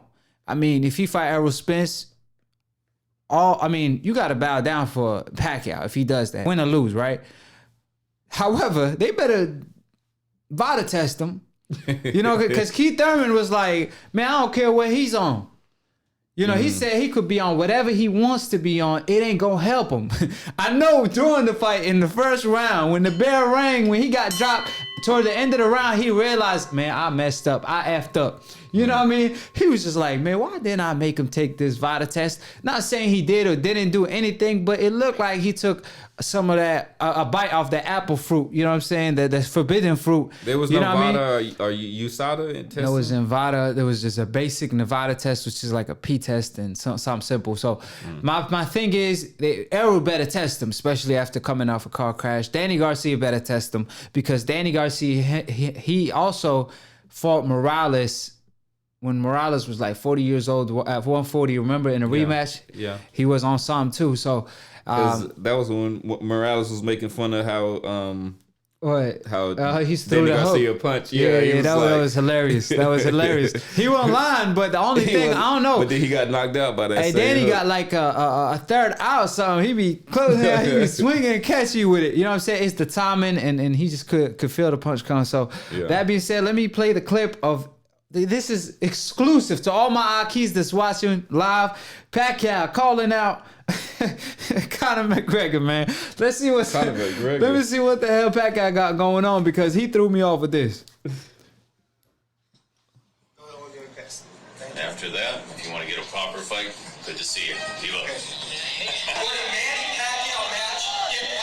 Hold on, what?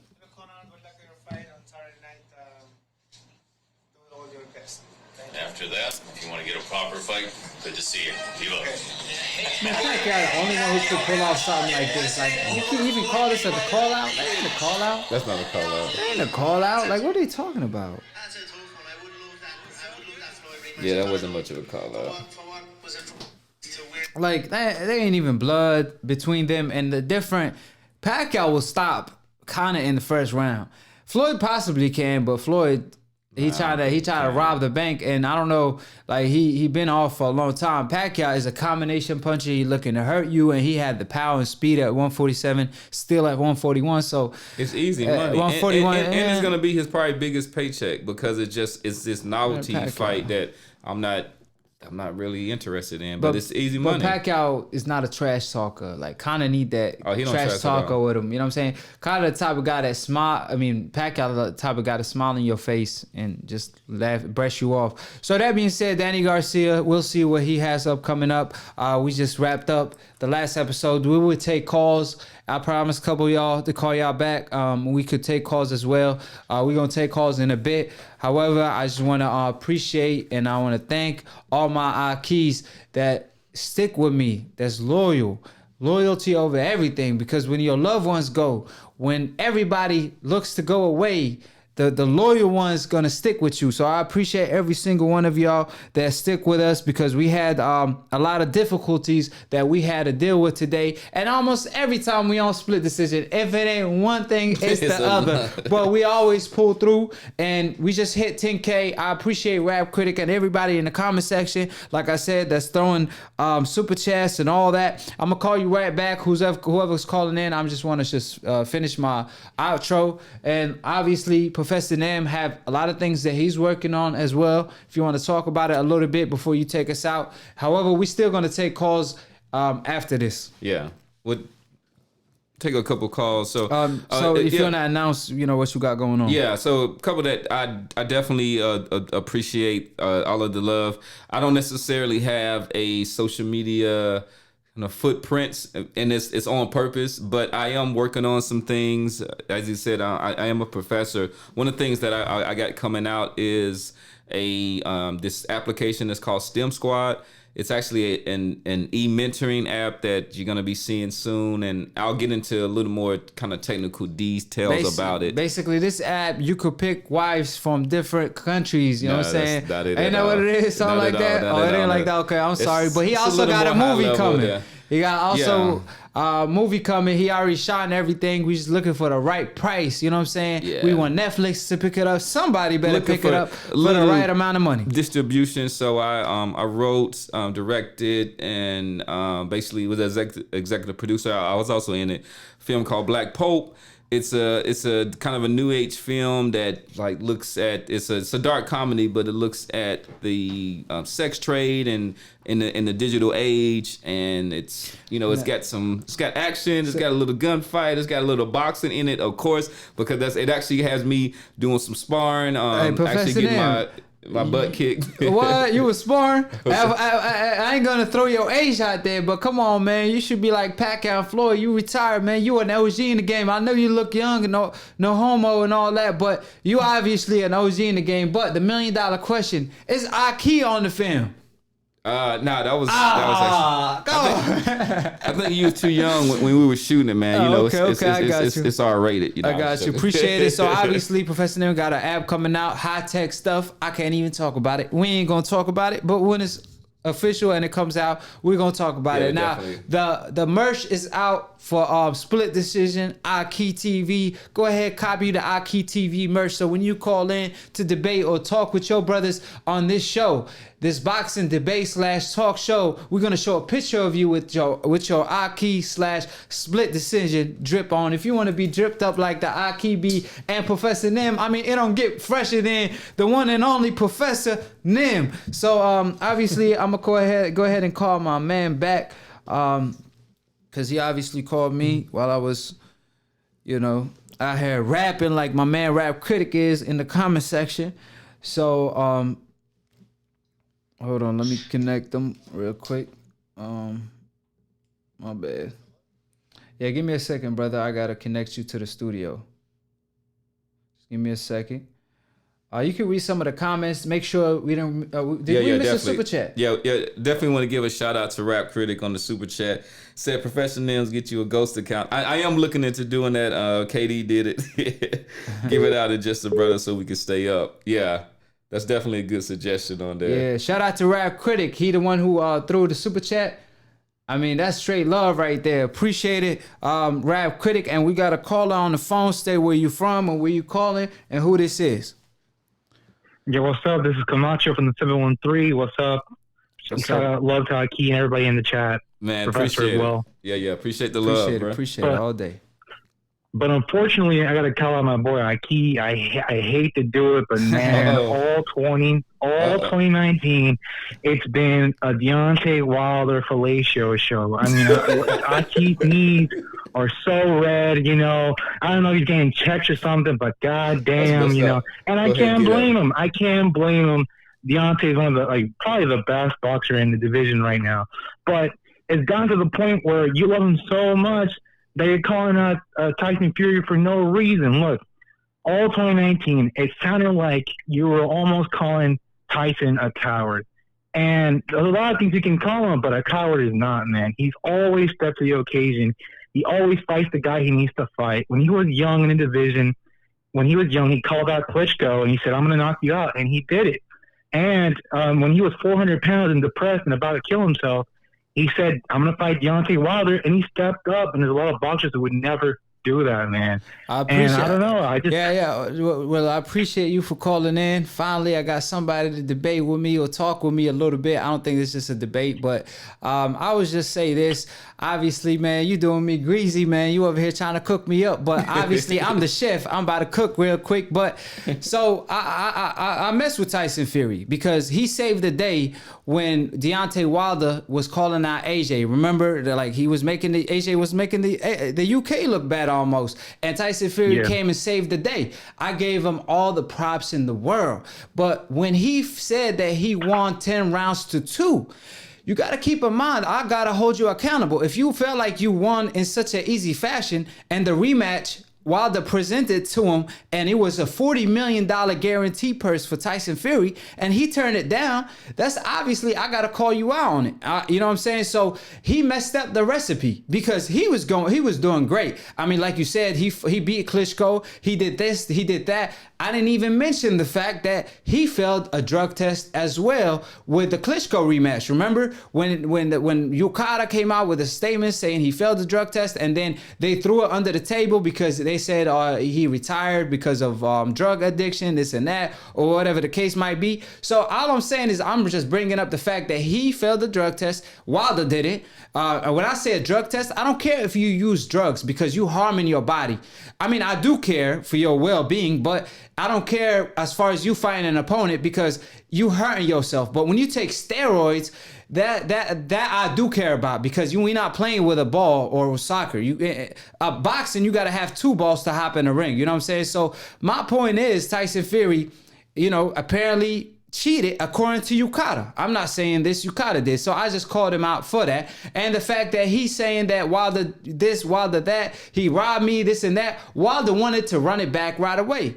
Tyson Fury had other plans. That's all I'm saying. So Tyson Fury messed up the recipe for himself. So I was just giving Wilder the credit he deserved because a lot of people wasn't. A lot of people were saying, oh, his resume sucks, this and that. When it's AJ that's avoiding the fight. When it's all these other fighters that's taking steroids in order to avoid it. I'm particularly talking about Povetkin that did so. And a lot of other fighters too. Even Luis Ortiz, he messed up and Wilder let that slide and blessed him twice. So what I'm saying is you got to pay homage for guys like Wilder who represented the sport of boxing how it's supposed to be represented.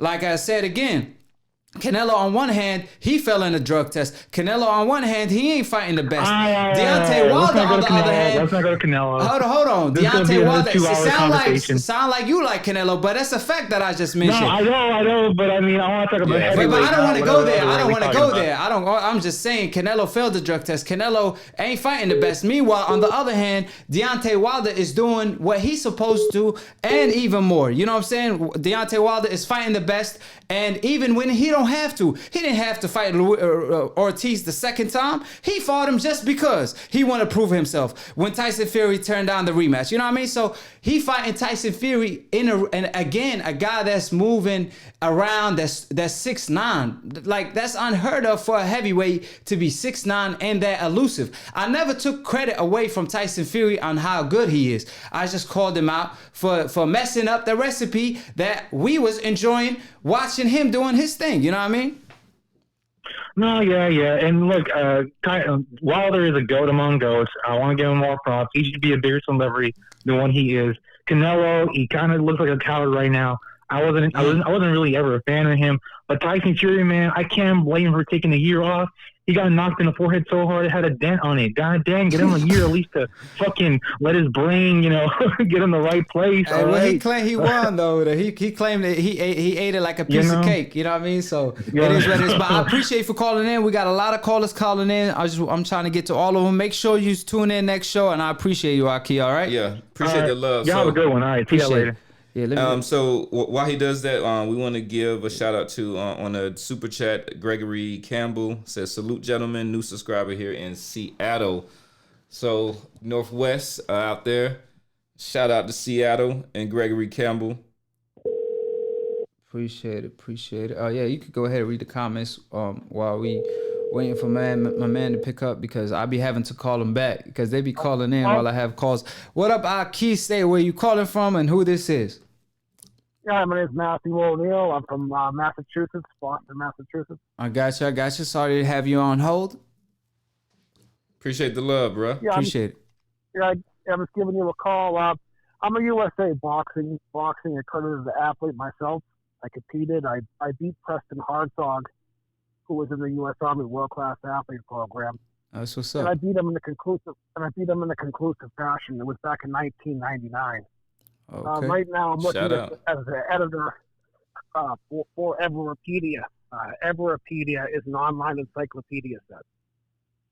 And I got in contact with DeMarcus Corley. He fought Floyd Mayweather. Yeah, of course. Yeah. Yeah, shout out to he's from That's DC. my man. What Yeah, are they, I DC, watched Baltimore? one of his fights too. He fought here in Raleigh, but yeah. Yeah. Yeah, DeMarcus, I talked to him, and he said that he's going to be fighting hopefully March 7th this year in a comeback fight. Oof. I Yeah, don't know. he kind like when I watched my man, he was kind of over the hill. He kind of needed to let it go because that's my man. But man, he been fighting for a while. You know what I'm saying? I understand it's your passion and the love of the sport, but you gotta know when to hang it up because it ain't worth it.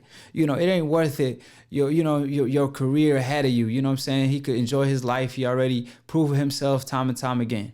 One thing I would say about DeMarcus Corley, is that was the most hurt I've ever seen Floyd Mayweather in I a would say fight. Sugar Shane. I would say Sugar Shane. I think it's DeMarcus Corley. You think because so? I think he did it on a couple of occasions, and Sugar Shane was there. But in my opinion, I think that was the He most hurt him more than once. Yeah, you're right. He hurt him more than once. But as far as just once being hurt the most, I would say Sugar Shane. But I will agree with you as far as that he gave Floyd a tough fight, hurting him more than one occasion. But Floyd did dominate as well. He did. I mean, it was good. It was a competitive fight, and also when he fought Miguel Cotto in Puerto Rico, had Miguel on like Queer Street, and it was a bad stoppage. It was some body shots, and he took a knee. And taking a knee is a strategic, smart veteran move that you do to get some time to gather your bearings. Of course. And it was a bad hometown stoppage. Yeah. But just shout out Obviously. to DeMarcus Corley. Yes, yeah, you can go ahead and continue.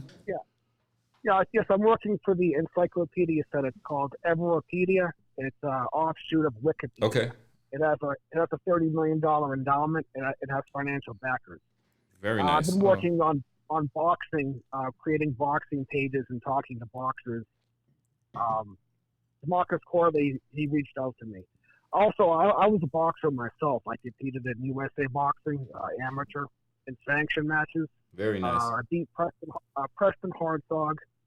He was undefeated, and he was in the top 100. He lost to Willie Chapman back in 2005. Very good. Chapman knocked out beat Devallo Williamson.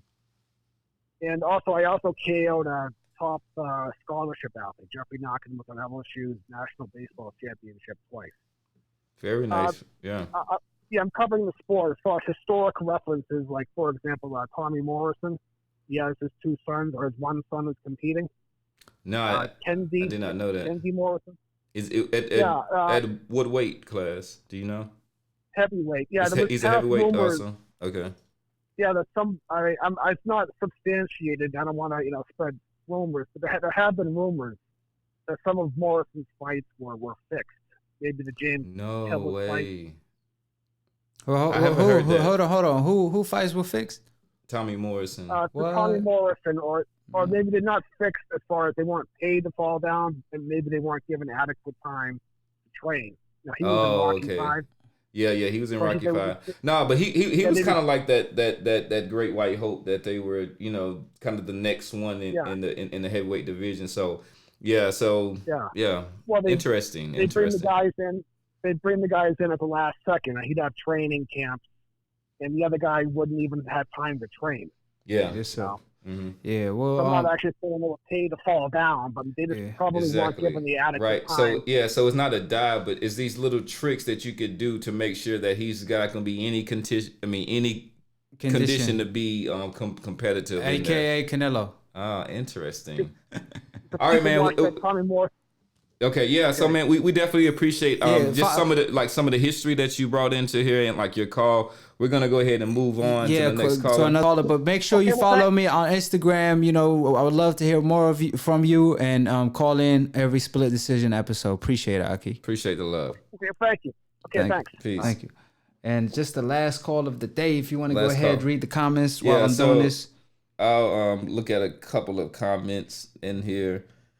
One is from T-Tone Toledo. He's still mad at you, but he said, "He mad at me?" Yeah, but he said, Wilder the only one giving competitive fights. Is this a Trump world? I don't know what that means, but what's up, Akhi? Stay where you calling from and who this is.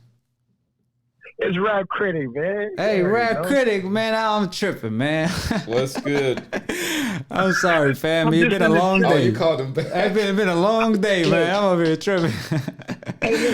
Hey, I'm glad you called me back. Cause look, I've been waiting on Serrano Boxing. I'm gonna say his name again. Okay. Serrano Boxing. Oh, you calling him out? Oh, he wanted the smoke. Yeah, Rap Critic wanted the smoke. What's up? What y'all talking about? I'm missing it. I'm missing it. What y'all talking about? Man, look. Number one, this Akhi TV, man. Salute to Professor Nem. Salute to Akhi, man. Appreciate we want that smoke. If you got a strong opinion, I'm not here to.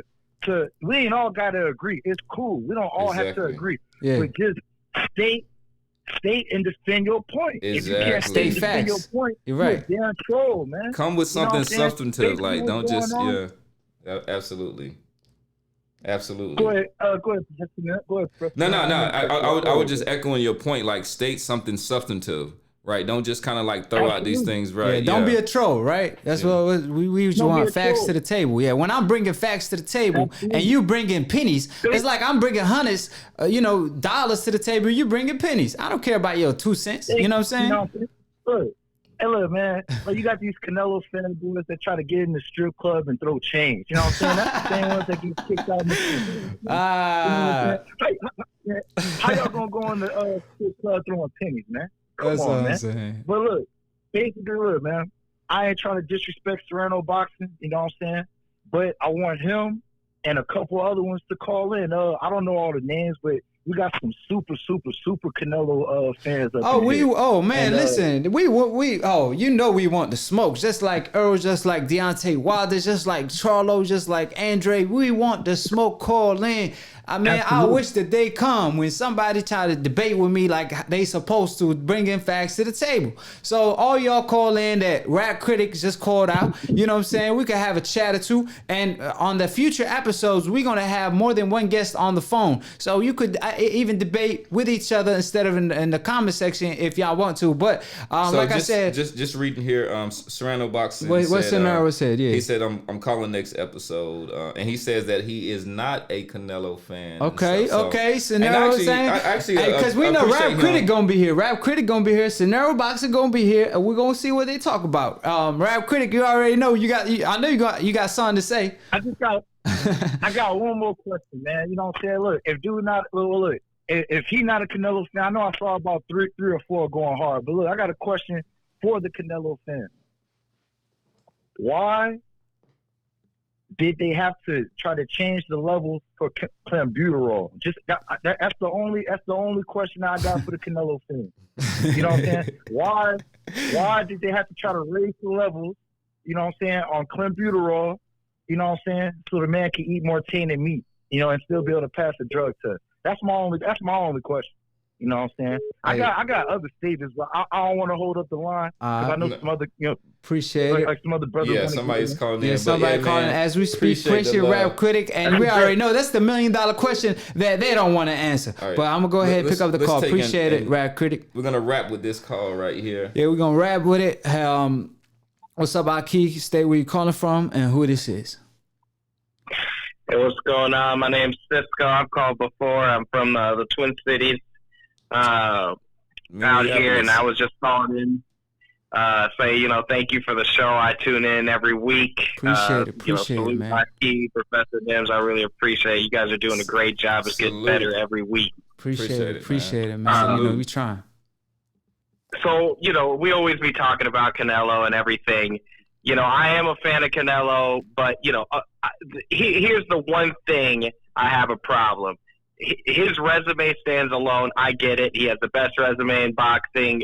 Only person is Manny Pacquiao that's an active fighter with a better resume. The part that I don't like that he did was the BJS, because I don't like BJS because he cheated, you know what I mean? And he robbed us. And he robbed us of BJS versus Andrade. Yeah. That should have happened. That should have happened. You know what I mean? It would have been different. So I don't like that. But even if he faces, what's going to happen if he ends up facing BJS? He's going to face Triple G in September. It's just going to happen. The money is there. Yeah, it's going to happen. And then after that, then what happens if he ends up fighting Charlo and Andrade? What is going to be said if he runs the gauntlet? Is this all going to stop? Akhi. That's a good question. I mean, so he's saying Billy Joe Saunders, and then in the fall he fights Triple G, and then 2021 goes for Andrade, and then Charlo's heads. If he gets all those scalps, what you gonna say? He get his just due. But even Chavez, Oscar, and all these Mexican legends stated that Charlo and Andrade defined his legacy. Like, because these guys are, around his division from 154 to 160 to now 168. These the guys around his division. And like my man just called in and stated, he fighting Saunders, the guy who failed the drug test, the guy who turned down a fight with Andrade at 168. So it's like, why Canelo's giving him this opportunity out of nowhere? Oh, now you want to bless him? The same guy that called you a B and said that you should be banned from the sport for failing your own drug test. So is it a payback? Oh, he felt like me. Oh, he tried to cheat like I did. So you know what? I'm gonna bless him. You know what I mean? So it's like a slap in the face, really. But if he do fight Andrade and Charlo in 2021, then something better than nothing, right? I'd rather watch it than not watch it at all. But if he do fight them, then like I said, if he beats them without robbing them, then he get his just due. He get his credit regardless. He would get credit. But still, Floyd Mayweather, they complained about him avoiding Pacquiao when he tried to make the fight in 2009, and Pacquiao turned it down for a needle. Now, Canelo, for the past 5 years, he haven't even negotiated with Charlo or Andrade, not even once. That's not a good look, in my opinion. Yeah, so... I see... Go ahead. Because, at the time, he fought Triple G and Jacobs. They were ranked higher than Charlo and Andrade. Now whether, you believe in the ranking system or not, it's just what it was. They were ranked 1 and 2 in the division at that time. Not now, obviously. Time has passed. But, at the time, he did fight the best, supposedly, in the division. It's politics that play in the sport of boxing. Obviously, Rocky Fielding wasn't ranked that high, right? But on the people that you called out in particular, let's talk about them. Like Daniel Jacob, one of my favorite fighters because he represent where I'm from, Brooklyn, all day. America. And one thing for sure, I'm not trying to discredit Daniel Jacob, but he beat cancer, so you got to give him all the respect in the world, but he already suffered a loss. And Andrade and Charlo, Andrade looking untouchable. Let's all be honest. So they not being ranked that high because nobody wants to fight him, not even Charlo. And Charlo called him a nobody. Yeah, he said he was a nobody, and now I ain't gonna fight him. Andrade, he's a bad matchup. He's a bad matchup. Is a bad man. I'm telling y'all, Andrade is avoided because he's this guy that nobody want to fight. So, like I said, if Canelo is looking at Andrade like, man, this dude, he's just too much for me.